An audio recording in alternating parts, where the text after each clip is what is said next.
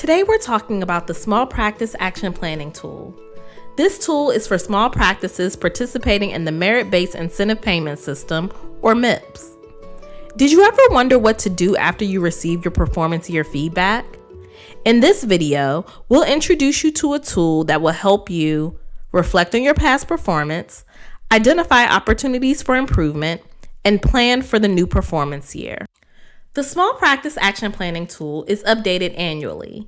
In this video, we'll profile the 2024 Small Practice Action Planning tool to illustrate how to use this resource. The tool contains two sections. The first section is the After Action Review. The After Action Review can help clinicians and staff examine their past performance and identify opportunities to improve their performance in the new performance year. Using the 2024 Action Planning tool as an example, this means reviewing your 2022 performance to inform your efforts in 2024.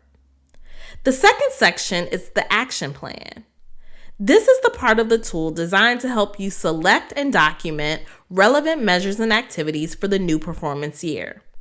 After using this tool, you'll have a better understanding of how your intended performance differed from what you actually accomplished, and what you need to do to improve your performance in the new year. Let's begin with the After Action Review section of the tool, which contains 3 steps. The first step is to simply sign into the QPP website to view your final score. The second step begins the process of examining and reflecting upon your performance. And step 3 encourages you to take a closer look at the measures and activities within each performance category. So why take time to reflect? If we invest some time to reflect on how we intended to perform and compare that to what we actually accomplished, we can gain an understanding into why things happen and what we could have done differently. We can then apply this insight into improving our performance and enhancing patient care. Here are a couple reflection questions to help you get started. Did your practice perform as well as you expected in the past performance period? How close was your final score to the performance threshold, which is the minimum final score needed to avoid a negative payment adjustment? For example, in 2024, the performance threshold is 75 points. Was your 2022 MIPS final score close to 75 points? What can you do to meet or exceed the performance threshold in 2024? And how did your practice perform in each category? In which categories did your practice have the most success? And which areas did your practice find challenging and should target for improvement in the new performance year? What obstacles may impede your performance in the new performance year? What can be done to mitigate these challenges?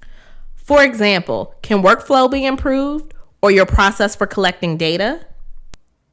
And if you would like to dive more deeply into each performance category, Step 3 offers an opportunity to closely examine the measures and activities used during the past performance period and consider their applicability in the new performance year. Take a close look at your measures and activities. Are they still relevant to your practice? Do they align with your current patient population and integrate well with your practice workflow? Now that you've reflected on your past performance, use these observations and insights to identify which performance areas, including measures and activities, your practice will focus on in the new performance year. Use the Action Plan section to document your selection. As you begin planning for the new performance year, you should review and select the best reporting option for your practice. Once you select how you report, traditional MIPS, MIPS Value Pathways or MVPs, and/or Alternative Payment Model APM Performance Pathway or APP, review and select the available measures and activities by visiting the QPP Resource Library for the latest resources on the current Medicare Physician Fee Schedule final rule. If you choose traditional MIPS as your reporting option, another great resource is the Explore Measures and Activities tool.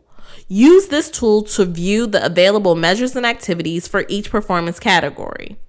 Or if you plan to report using an MVP, visit the Explore MIPS Value Pathways MVPs webpage to select measures and activities from your chosen MVP. For more information about MIPS, visit the QPP website at qpp.cms.gov.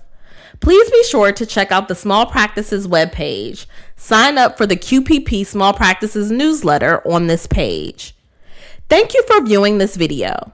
You should now have a good understanding of the Small Practice Action Planning tool and be ready to embark on this review process to gain insight into how you can improve your performance and enhance patient care. Thank you for watching.